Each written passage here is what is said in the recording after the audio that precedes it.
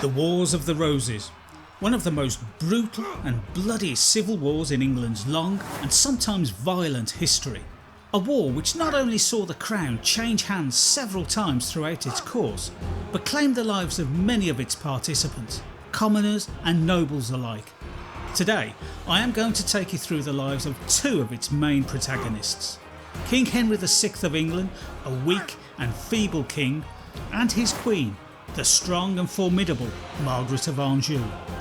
I will show you how the rule of this weak king brought havoc to England and led to many battles conducted up and down the country that were literally fought to the death, with absolutely no quarter given.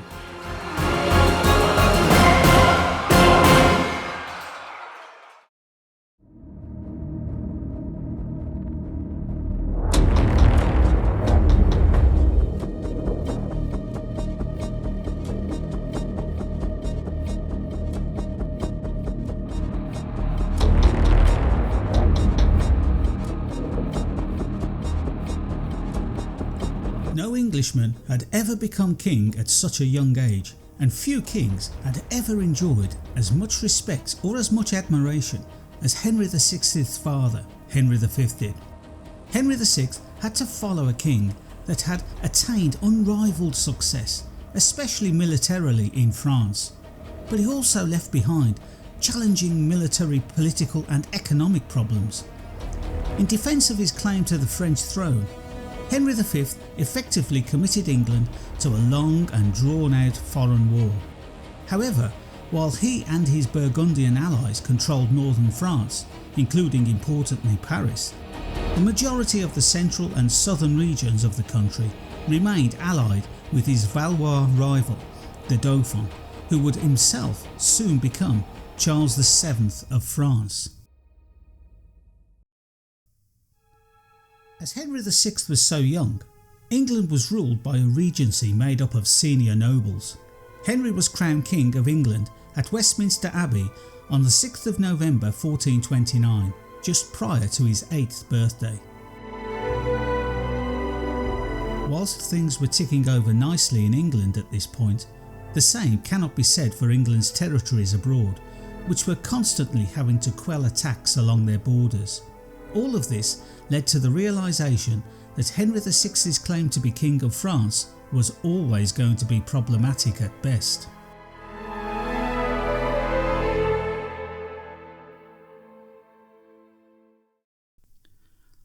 After departing from England in April 1430, Henry spent nearly a year in the capital of Normandy, Rouen, where his army helped to calm the military situation in northern France, which had been inflamed by the young but redoubtable Joan of Arc, whose star, for a fleeting moment in time, shone brilliantly and spurred a French military resurgence. She liberated Orleans in 1429, inflicting a major defeat on the English. Despite all this, Henry was crowned King of France in Paris on December 16, 1431. However, the French were gaining back lands previously taken by the English.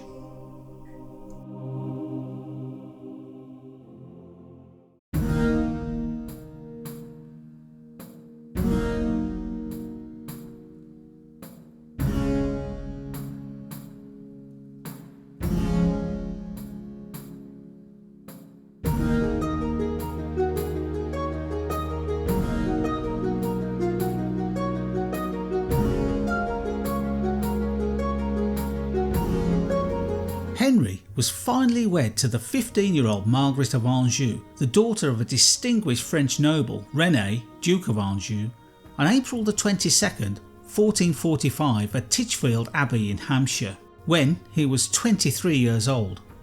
It was hoped that Henry's marriage to Margaret would at the very least bring peace and an end to the long drawn-out 100 Years' War. Given the constant risk of illness and death from combat, even for kings, as well as the dearth of male Lancastrian family members who could succeed him, it was extraordinary that Henry's marriage took so long to arrange in the first place. When other kings married later in life, such as Henry V and Edward IV, They had multiple brothers who could have succeeded them smoothly, giving dynastic security. It's no coincidence that the majority of monarchs were married in their teens, in part so they could produce offspring more swiftly. Therefore, Henry and England were in desperate need of an heir.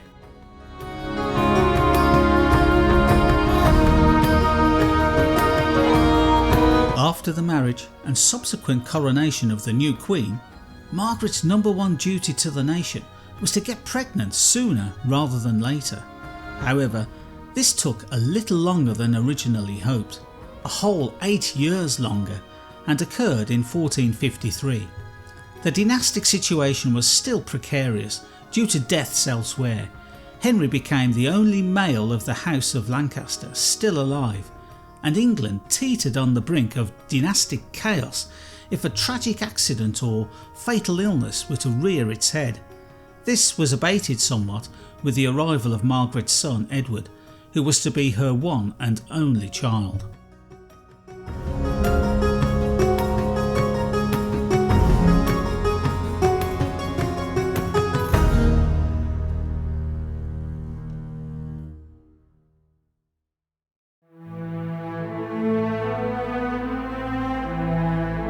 Henry was a deeply pious man. Some said he would have made a far better priest than he did a king. He displayed great compassion and mercy to others, including those that had wronged him. Now, these are all very admirable qualities in any human being, but a late medieval king needed to portray great authority, decisiveness and leadership both in politics and war. Henry, though, was considered weak and allowed the governance of the country to be handled by those closest to him. This increasingly included his queen, Margaret, who more and more took on an active role in the decision-making of state. In 1447, the Duke of Gloucester was charged with treason, and the King and Queen ordered him to appear before Parliament. As young as she was, Queen Margaret insisted that any hint of disloyalty was to be immediately brought to her attention, as she had no stomach for any indications of betrayal of her husband and his realm. She may well have realised quite quickly that because of Henry's perceived weakness, her position as Queen would be far from an easy one, and she would have to keep a close eye on the King and anyone who would appear to want to take advantage of him. Margaret both admired and relied heavily on two men in Henry's court, these being William de la Pole, the Duke of Suffolk, and Edmund Beaufort, Duke of Somerset, who incidentally were adversaries of the Duke of Gloucester and were behind his arrest. Gloucester, though, mysteriously died before he could be tried. Some say he had suffered a heart attack, others that he had been poisoned.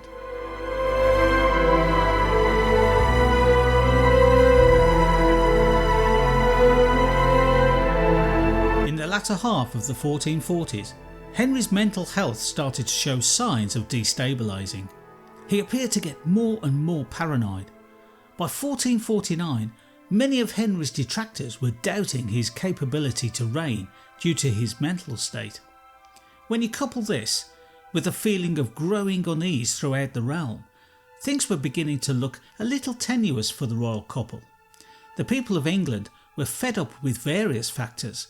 These included the giving away of royal lands to the few favourites of the king's court, corruption, the precarious situation of the crown's finances, and the gradual loss of French lands were some of the elements that contributed to the monarchy's declining popularity. The most despised member of the king's court, and largely regarded as a traitor, William de la Pole, 1st Duke of Suffolk, was the target of a Commons campaign. Many blamed him for the military defeats in Normandy. Suffolk was ultimately exiled by Henry for his own good, but Suffolk's ship was seized in the English Channel by another English ship. The sailors then staged a mock trial and executed him. His body was left on the beach at Dover with his head stuck on a pole beside it.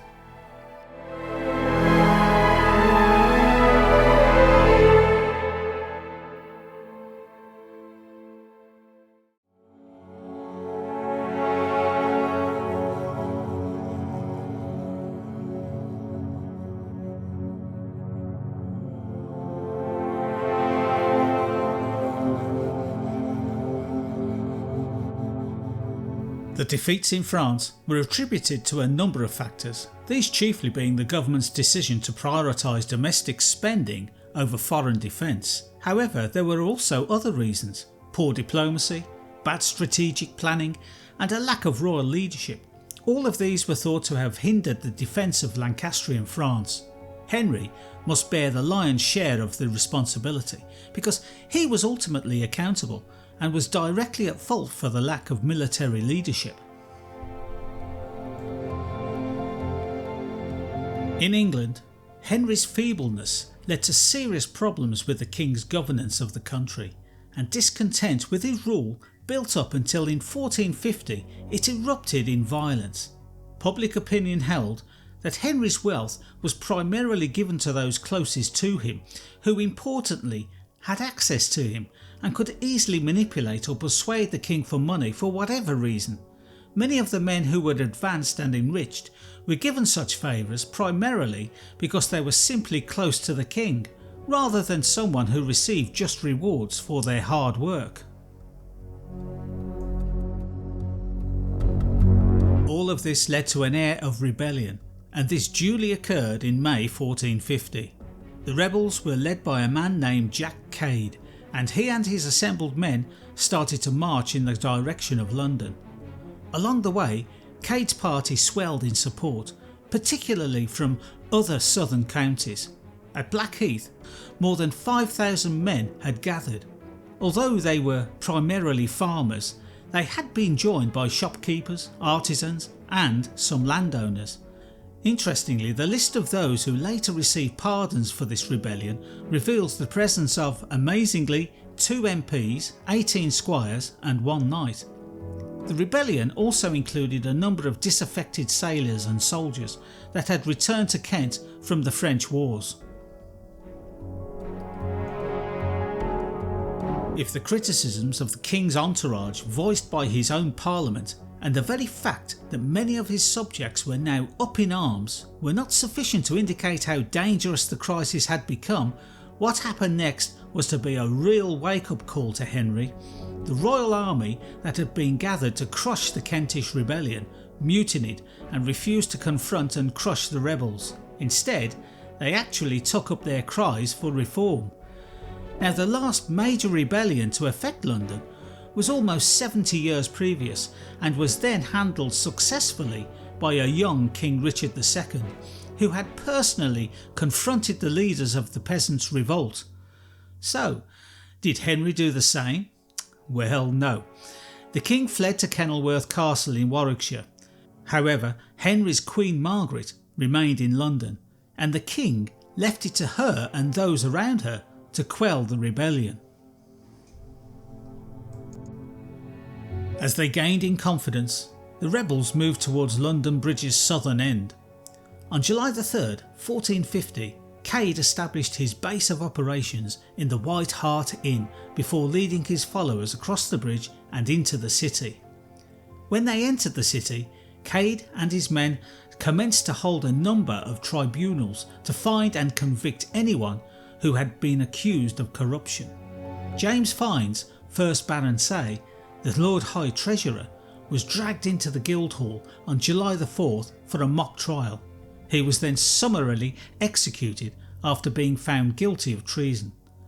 The rebels also executed Fiennes' son-in-law. The 2 men's heads were mounted on pikes and unceremoniously carried through the streets of London while being forced close enough to pretend to kiss each other by their bearers. Then afterwards, their heads were fastened to London Bridge.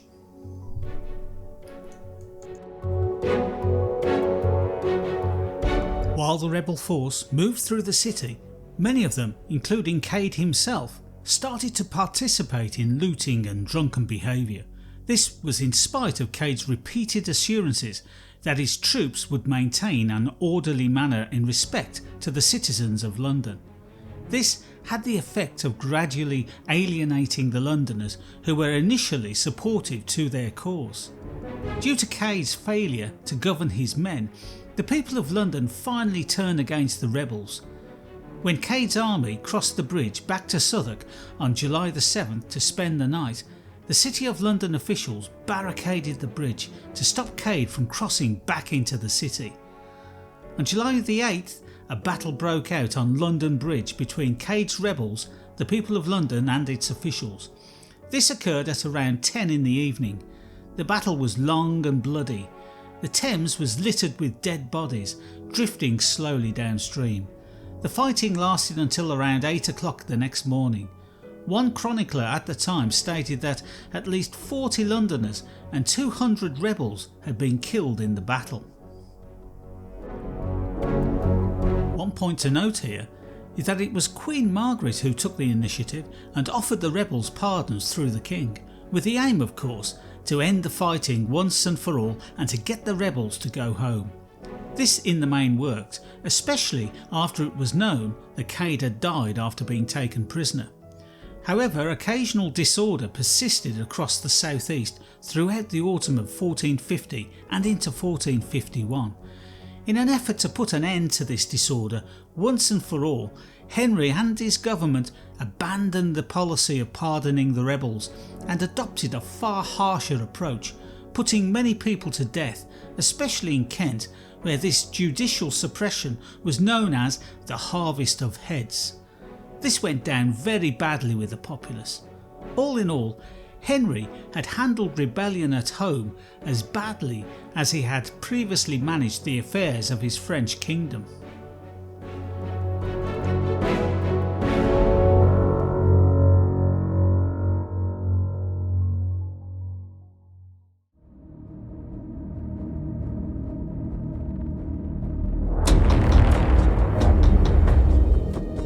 The aftermath of Cade's rebellion saw one significant event, that being the return from Ireland of Richard Plantagenet, the Duke of York.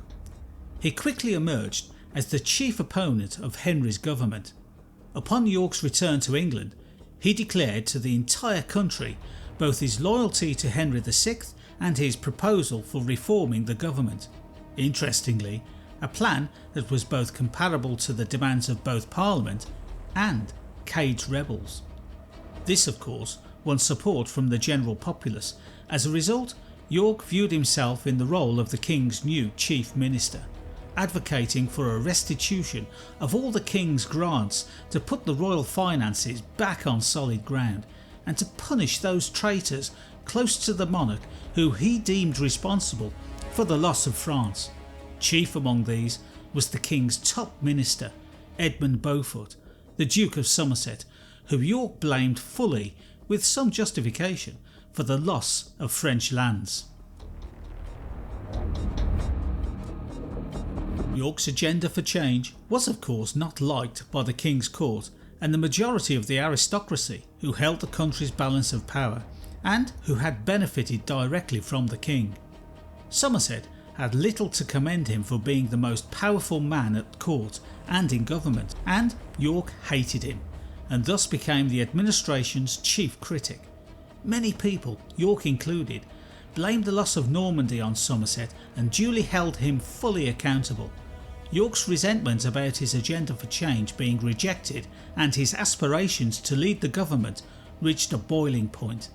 In 1452 he organised a small uprising at Dartford, but in the face of a sizable royal army, York was compelled to bow to the king and was left in the political wilderness. Well, for now. The Duke of Somerset, though, was a close ally of Queen Margaret, and it was through him that she had a big say in the running of the country, and was thus wary of York's power and potential threat to the status of the king.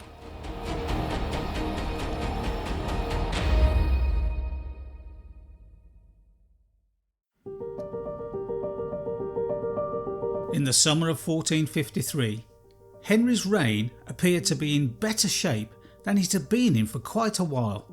Aristocratic and popular opponents inside his kingdom had been silenced. Most importantly though, Queen Margaret became pregnant for the first and only time, and in October 1453 gave birth to a healthy boy, christened Edward. However, events were about to evolve that once more would push Henry down to new depths. The king experienced a complete mental breakdown, which was referred to as the King's Madness. It was one from which it's widely acknowledged he never fully recovered. Henry's symptoms did not necessitate the medieval equivalent of a straitjacket. Instead, he spent most of the following 18 months in a catatonic state, hardly moving. Richard, Duke of York, the most powerful magnate and unofficially the next in line to the throne after the infant Prince Edward, was isolated after the collapse of his loyalist uprising in 1452. But without the monarch, his political exile was unsustainable. York was ultimately chosen to serve as the King's regent as Protector of England in March 1454. So, if York was to be brought back into the political fold, then he was really the only option for the role as Protector. So if York was back in favour, then his political adversary, the Duke of Somerset, was definitely out of the equation, and he was imprisoned in the Tower of London for almost a year. Queen Margaret, though, was completely cut off from government now that Somerset had been locked up.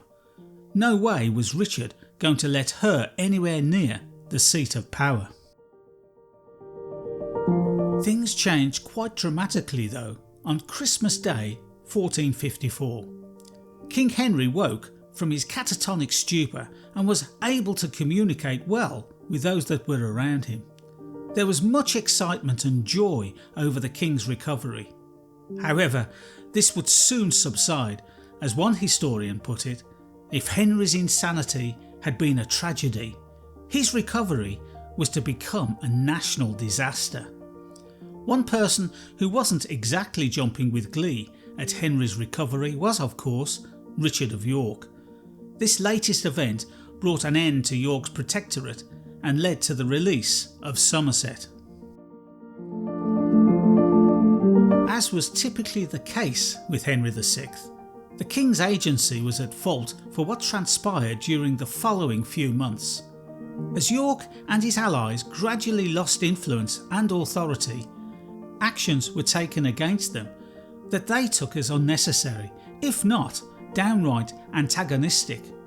Simply put, it is unclear if Henry intentionally pursued this course of action against York and his followers, or whether this all happened simply because he reverted to his previous dependence on Somerset and the other important people in his household. It could well have been that his recovery was sufficiently limited to allow those around him to manipulate him once again for their own gain. Whatever the reason, turning against York and handing Somerset back the reins of power were not the wisest decisions they could have taken. They roused a deep-seated anger within York that was not going to go unanswered.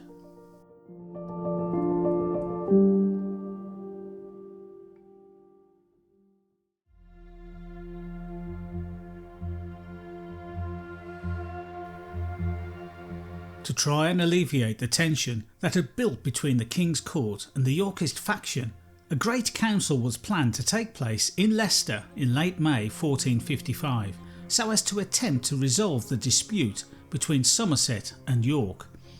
Now this sounds all well and good, but to Richard of York he feared a complete stitch-up, and any settlement imposed would be heavily in Somerset's favour.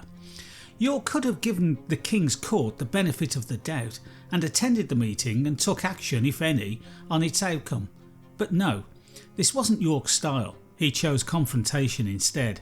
So York, together with his close allies, father and son, the Earls of Salisbury and Warwick, mustered a force of around 3,000 men and marched swiftly south. Whilst doing this, they proclaimed their loyalty to the King in letters, but they also demanded justice against Somerset. The King's army of 2,000 men travelled north from London initially to take part in the Great Council, but they knew a confrontation of some sorts with York was inevitable. On the evening of the 21st of May, the King's company stopped here at St Albans. Now this was the first major town on the road north from London, and reinforcements were urgently sent for. But York's army arrived before they could get there. Surrounded, trapped and heavily outnumbered by York's rebel army, Henry decided to negotiate with York. But did he do this himself? No, of course not. He ordered the Duke of Buckingham to do it on his behalf, thinking that Buckingham was less divisive and hated by the Yorkist lords than Somerset. The king's shocking dereliction of duty in declining to personally negotiate with some of his most significant and dangerous subjects was later seen as a huge breach of personal responsibility. Henry hid behind the barricades, probably under the mistaken assumption that the Yorkists wouldn't actually attack the royal force. This of course was another huge mistake, frustrated by the ineffective negotiations that had taken place with Buckingham and possibly believing that they had to finish the job they had set for themselves before royal reinforcements could arrive. The Yorkists stormed the town and in so doing started the first battle of what was to become known as the Wars of the Roses. They attacked the barricades that were stationed here outside St Peter's Church. However, these barricades held firm and Richard's men made no headway and received heavy casualties. Richard of York's ally, the Earl of Warwick, though, fared much better. He led a smaller force through a lightly guarded section of the town, rampaging down narrow back streets and across gardens. This caught the Lancastrians completely off guard.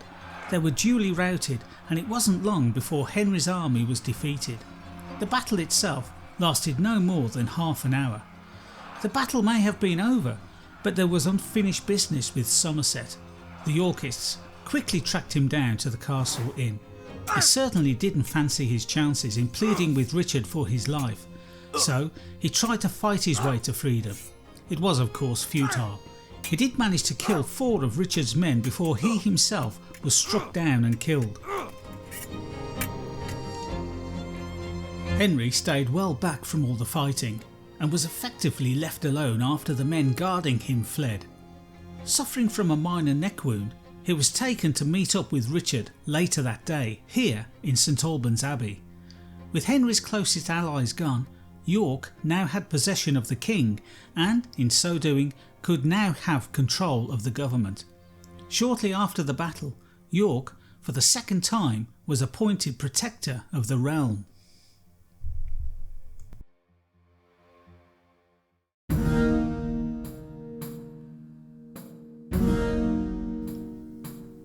In 1456, York, acting as protectorate, attempted to push major reforms through Parliament.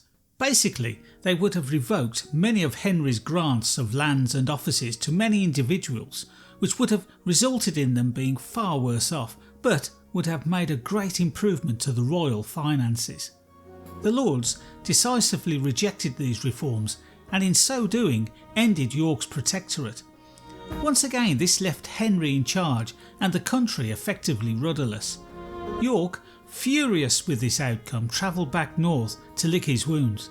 He must have been wondering if winning the Battle of St Albans was actually worth the upheaval and bloodshed. The next few years would see a very weak king rule effectively only sporadically. This resulting uncertainty would ultimately lead to a protracted and bloody civil war. This would all start when Richard, the Duke of York, the Earls of Salisbury and Warwick gathered their armies at York's stronghold, Ludlow Castle. On land nearby sat the King's army. All was set for battle, but that evening Warwick's top commander and his men defected and snuck off to the King's camp under the cover of darkness. After joining up with the Lancastrians, they told the King's men the Yorkists' plans. Fearing for his life, York then threw in the towel.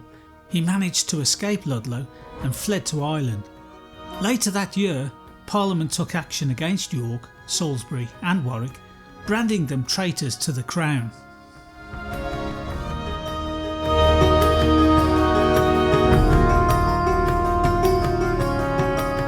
On the 10th of July 1460, Richard Neville, the Earl of Warwick, defeated Henry VI's army during the Battle of Northampton, and yet again the king was in the possession of the Yorkists.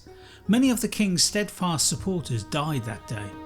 The king himself was solemnly escorted to London. The coalition of York, Salisbury and Warwick were no longer interested in controlling the government. They were after a far bigger prize: regime change. The rumour mill was now in full swing. The Yorkists started by insinuating that Prince Edward was not the king's son.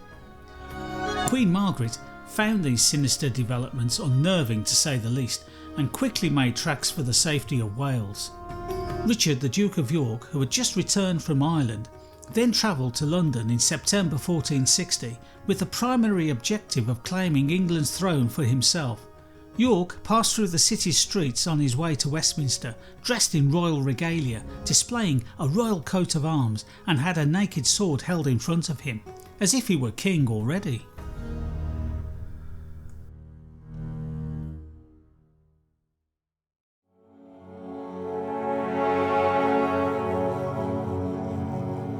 Once in Westminster, Richard of York made clear that he believed he should be the rightful king, and outlined the genealogy tracing his lineage and right to rule.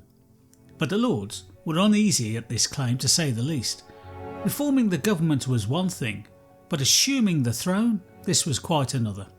They reacted angrily at the prospect of York taking the crown and chose an alternative course of action.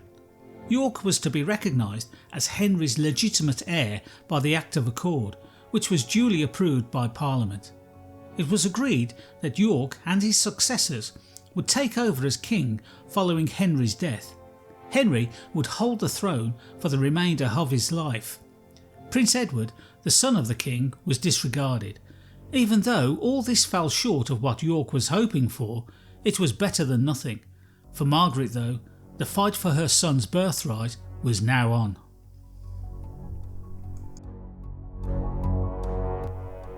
Queen Margaret was still in hiding in Wales. She decided to head to the north of Wales, making sure not to fall into the hands of the Yorkists. Finally, she reached the safety of Harlech Castle. Now this was the stronghold of Henry VI's half-brother Jasper Tudor. The Queen and Prince Edward were protected by Jasper, who was strongly loyal to the king and provided them with support and military help. The Queen went about assembling an army of 15,000.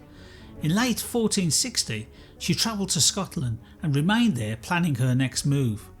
Henry Beaufort, the new Duke of Somerset, marched Queen Margaret's army south to confront the Duke of York at Wakefield. York reached the relative safety of his own fortress at Sandal Castle, but it quickly dawned on him that his army was heavily outnumbered by the Lancastrians.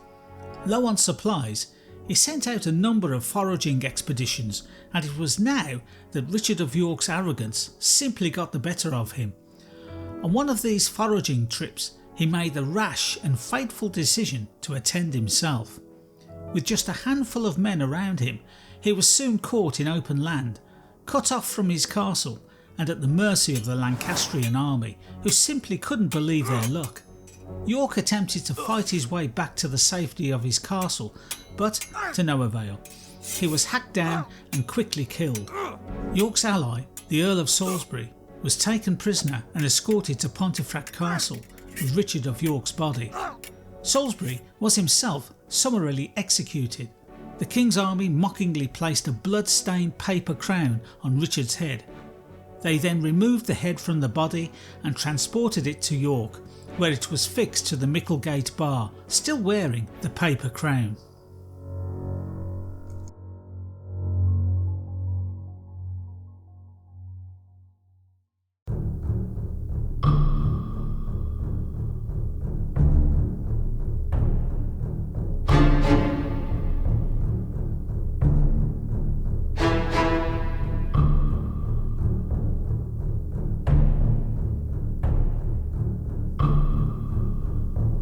As soon as Queen Margaret heard of the death of Richard of York, she immediately left Scotland and made her way south to York.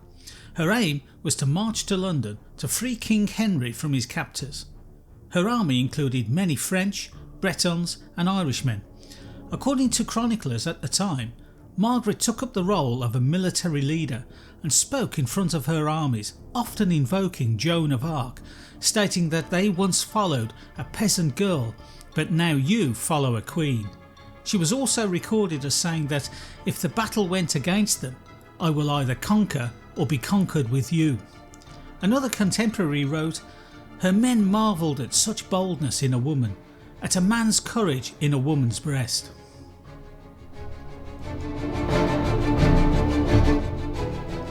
Margaret's nemesis was now dead, but if she thought that all her troubles were now behind her, she was wrong. Margaret soon realised that the Yorkist cause was far from over.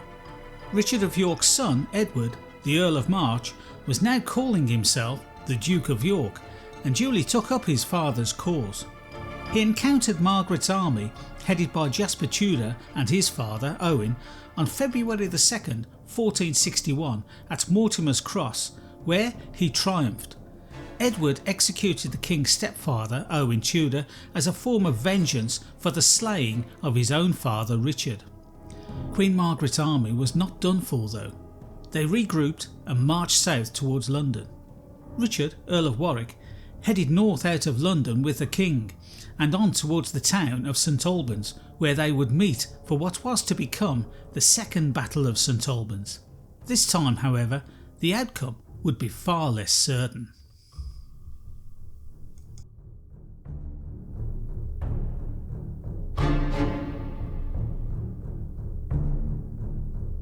Warwick reached St Albans where, on the 17th of February 1461, the town was again attacked shortly after sunrise, but this time by the Lancastrian forces.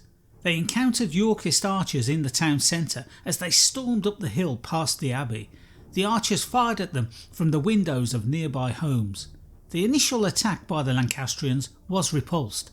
Their commanders then probed for an easier way into the town as they gathered at the River Ver. A second assault was performed and the town's Yorkist archers were now outnumbered by the attack. The Yorkists persisted in fighting, but after several hours they were ultimately defeated.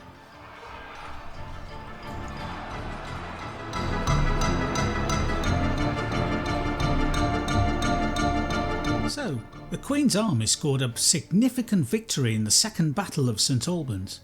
Warwick fled from the battlefield and left the king with a small company behind, importantly losing his precious royal hostage.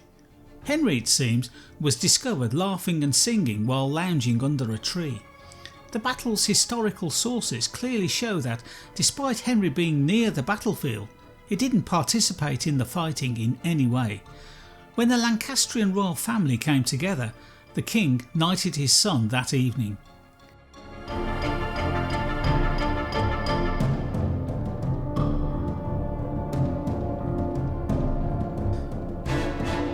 On March 4th, 1461, Richard of York's son, Edward, Earl of March, marched into London and proclaimed himself King Edward IV of England. A further battle with Margaret's forces was of course now inevitable, and on the 29th of March that year this duly happened at Towton in Yorkshire. The Lancastrian contingent arrived at Towton from the north, whilst the Yorkists from the south. Initially the Yorkists were outnumbered due to the absence of the Duke of Norfolk, who was still en route.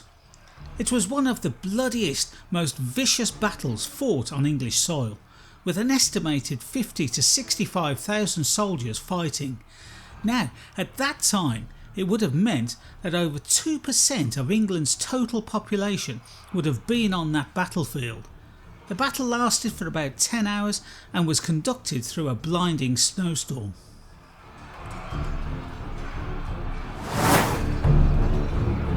Hours of ensuing hand-to-hand combat left all the participants exhausted.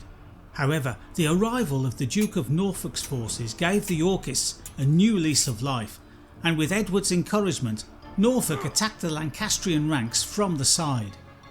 Many Lancastrians perished while trying to flee. Some crushed one another underfoot, while others drowned in the river, which was said to have ran red with blood for several days. Take no quarter was the order given to both sides, and that of course meant only one thing: no prisoners. as a result of the battle, Edward's forces were ultimately victorious. The House of Lancaster's power and strength was significantly diminished. After the engagement, Henry, Margaret and their son fled north to Scotland, leaving many of the former king's most important supporters either dead or fleeing for their lives into exile. Edward IV was now the new King of England. Now you may well be thinking, with the Lancastrian forces routed, their leaders in exile, that it was all over for Henry and Edward IV could have an unencumbered rule without having to worry too much about the former king and queen. Well, Edward did have a fairly uneventful reign for roughly the next 10 years, but this was the Wars of the Roses, and there would of course be further twists in store.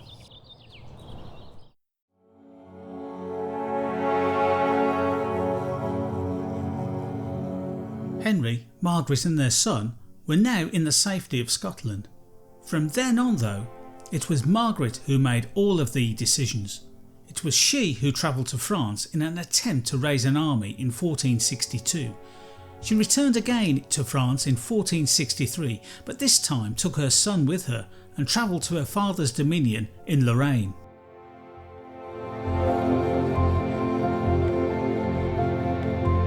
Henry was eventually captured in northern England, not accompanied with a large entourage or maybe a small army, but a young squire and 2 chaplains. He was taken to London on horseback, feet tied to the stirrups. The new king though thought better of killing his predecessor for a number of reasons, the most important being that it was common knowledge that Henry's son Edward was a very different kettle of fish to that of his father. He took an interest in military matters and apparently was already well versed in his birthright.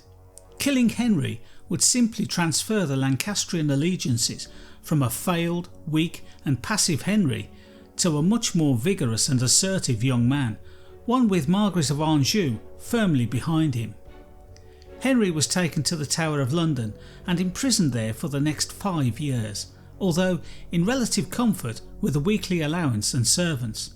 He was allowed friends to visit. Many thought that this would ensure word was passed around describing the former king's mental state, which, by all accounts, was precarious at best. Edward plainly thought that he had absolutely nothing to fear from Henry.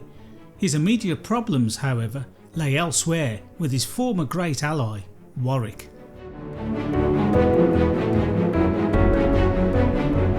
In the spring of 1470, the fortunes of Henry and Margaret changed dramatically. Edward IV and his closest ally, Richard Neville, the Earl of Warwick, who did more than anyone to help put Edward on the throne, fell out big style. Edward had effectively sidelined Warwick after the king had married Elizabeth Woodville in secret. Now she was someone who Warwick deemed totally unsuitable for the king. The king then commenced moving the Woodville family into positions of power, further alienating Warwick, who by then had had enough. When you couple this split with the fact that the general population were becoming increasingly unhappy with Edward's 10-year reign, it wasn't difficult to see that Edward's position as king was now looking kind of precarious. The king may have sidelined Warwick, but he was a very dangerous man to have as an adversary. In the July of 1470, Warwick, already in France, travelled for a meeting with Queen Margaret.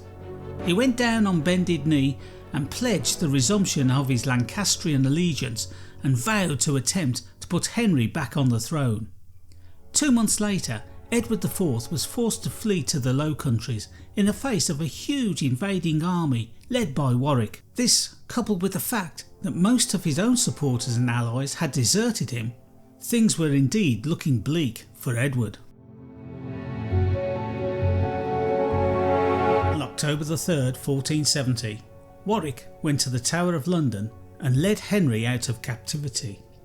He was now a free man and able to resume his role as king. It is easy to see why Richard Neville, the Earl of Warwick, has ever since been referred to as the Kingmaker. Now it appeared that the greater part of his nation were glad of Henry's return to power. Maybe it was a case of short memories, or more likely they knew that Henry would simply be a figurehead for Margaret and Warwick, or later Prince Edward, to rule through, so it wouldn't really matter about the king's perceived weaknesses, as long as there was someone with real strength pulling the strings, someone who would have the public's best interests in mind. Importantly for now, Margaret and Prince Edward remained in France. In March 1471, the Lancastrians had heard that Edward had returned from the Low Countries and had landed in Yorkshire. Unfavourable winds delayed the return of Queen Margaret to England to join forces with Warwick. This would prove to be a disaster for the Lancastrian cause. If Edward had faced a Lancastrian army that combined both Margaret and Warwick's forces, it would have been highly possible that Edward would not have been able to overcome them. Edward marched south to an unguarded Henry based in London, and when they met, Henry greeted Edward warmly and said that he trusted his life would be safe in the usurper's hands. Once again, Henry was a prisoner of the yet again new king, Edward.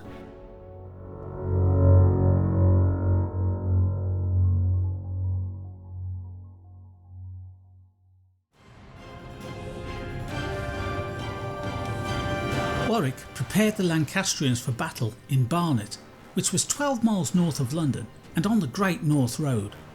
Edward left London and travelled north to confront them, taking Henry with him.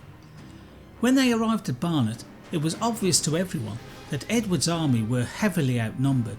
The Lancastrian forces were nearly twice the size of the Yorkists. Some said they numbered up to 30,000. Warwick gave the command for his cannons to keep firing on the presumed location of the Yorkist camp throughout the night. However, using the cover of darkness, the Yorkists had snuck up on them and the Lancastrian artillery overshot the enemy. In the meantime, the Yorkists' cannon remained silent so as not to reveal their location. Worried about his men's flagging morale, Warwick made the decision to have the highest ranking commanders fight the entire battle on foot rather than on horseback. The soldiers thought that if a battle situation deteriorated, mounted commanders frequently turned their backs on the foot soldiers and would flee the scene. By continuing to battle on foot, Warwick would encourage the troops to stand and fight more resolutely by demonstrating their willingness to fight to the death alongside their men. The battle started about 4 in the morning on April the 14th, 1471. Thick fog enveloped the battlefield and caused much confusion. During this, 2 separate Lancastrian groups mistook the other as the enemy and turned on each other. When Warwick witnessed his brother's death in battle, he realised that if he remained, his number would be up and decided to flee the scene. However, the Yorkists tracked him down. A fight ensued and Warwick was killed. The battle was over and Edward and his fellow Yorkists had prevailed.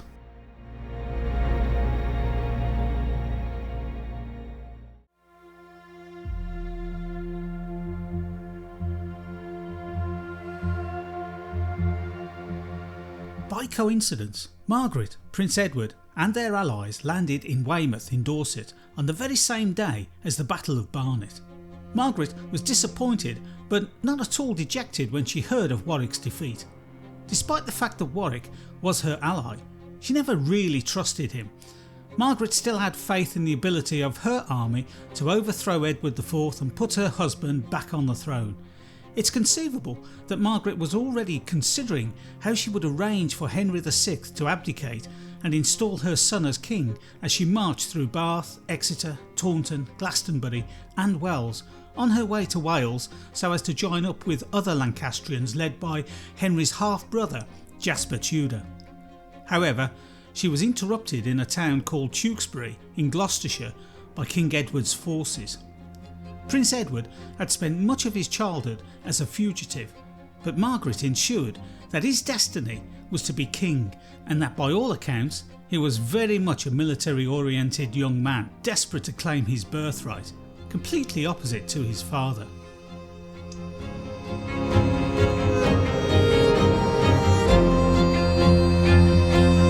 Margaret of Anjou's army arrived here in Tewkesbury on May the 4th, 1471.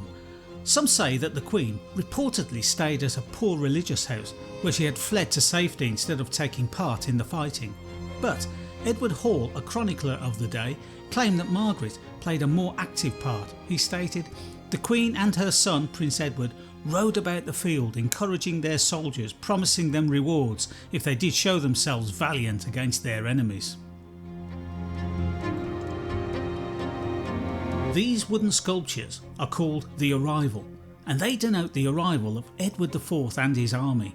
It is reputedly where the Yorkists caught first sight of the waiting Lancastrian forces, who were positioned between here and the Abbey. To the rear of the Lancastrian centre lay Tewkesbury Abbey. The Lancastrian force numbered approximately 6,000 men, just a few hundred more than the Yorkists. Margaret's son, the 17-year-old Prince of Wales, Edward, held nominal command of the army's centre position. As the battle progressed, the Yorkists gained the upper hand and the Lancastrian line began to crumble. In the end, the Lancastrians started to flee, some trying to cross the River Severn. Many Lancastrians were killed trying to escape their pursuers, whilst the Duke of Somerset and a few other nobles took sanctuary in the Abbey.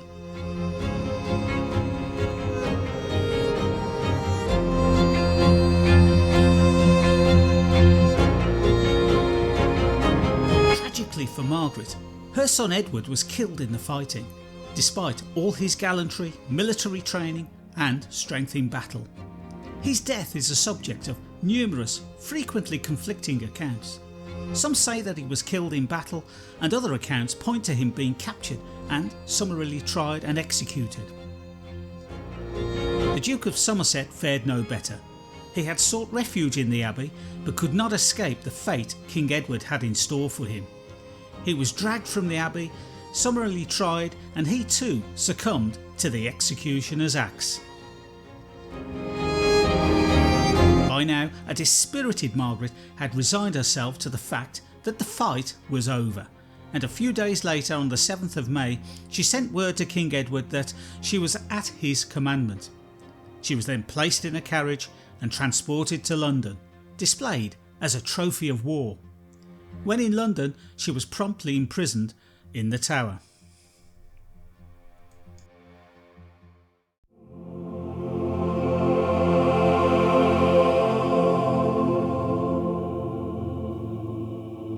Now, of course, the death of the young Prince Edward meant that King Edward IV had absolutely no reason to keep the previous king around. In fact, his very existence, still living there in the Tower, served to remind everyone of the carnage of the past 10 years of bloody civil war, not to mention the continual risk that someone would try to free him and place the crown back on his head, effectively usurping the usurper. So, it was no surprise to anyone when the nation learnt that Henry had met his maker on the night of the 21st of May 1471, the very same day as Edward's triumphant procession back into London. The official cause of Henry's death was that he died of pure melancholy and displeasure. Well, nobody believes that now, and it's very unlikely they believed it back then either. However Henry met his fate, whether it be by smothering or by a beating, as some have suggested, the order for Henry's death must have come from the very top, Edward IV himself.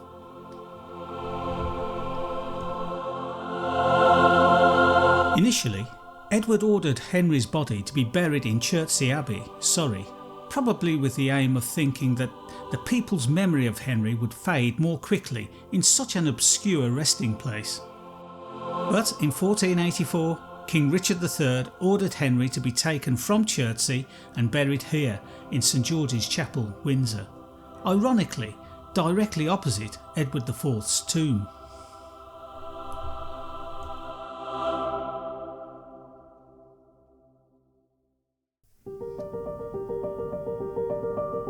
So, with Henry now dead, what became of Margaret of Anjou? Well, Louis XI of France ransomed her in 1475. Margaret then lived as an embittered and impoverished relative of the king. She resided in France for a further 7 years, but on August the 25th, 1482, at the age of 52, she passed away close to Anjou. She was interred in Anjou Cathedral, close to her parents. Sadly, however, during the French Revolution, rioters plundered the cathedral and scattered her remains. So, did Margaret of Anjou deserve the poor reputation that gathered apace from the Tudor years up until, say, the last 100 years or so? And of course, not to mention the disparaging moniker of she-wolf given to her by Shakespeare. Many, I believe, would think not. Throughout her life, Margaret of Anjou was a formidable, strong-willed and by all accounts intelligent woman who during the reign of her husband Henry VI battled strongly for both his right to rule and the destiny of her young son. Would any wife and mother worth her salt have done anything else? It couldn't have been easy, to say the least, for a queen in late medieval times to be married to a king such as Henry, trying to battle others whose obvious intention was to govern themselves, either outright or by proxy.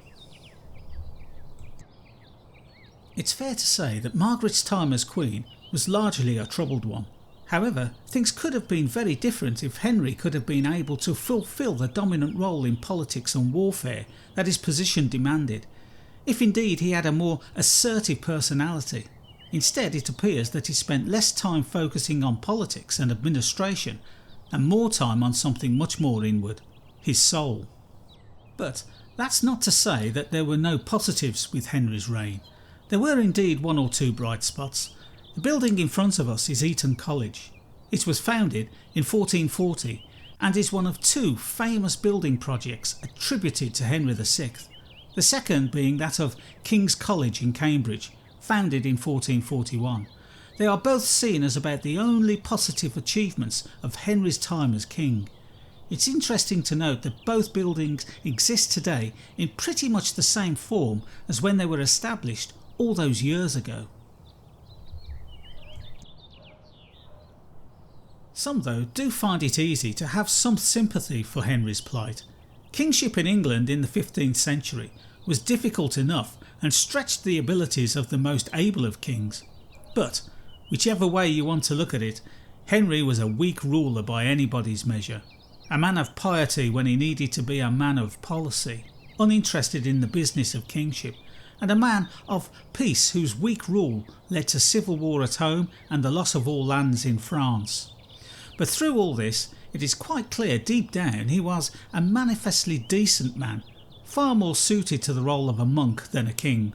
A man who was accidentally, by birth, thrust into a role to which he was utterly ill-suited, and thus resulted in both rich and poor suffering throughout the land, which of course brought about the Wars of the Roses that finally claimed Henry's life and abruptly ended his dynasty. Well, that's it for another one. I would like to thank you for watching this video, and please hit the like button if you have found it enlightening, and do consider subscribing if you would like to see more content such as this. Also, feel free to leave a comment. I'm always interested to know your thoughts. If you fancy a trip through the lives of other famous people and events, please do click on one of the other productions shown above. Once again, thanks for watching, and I really hope to see you next time. Bye for now.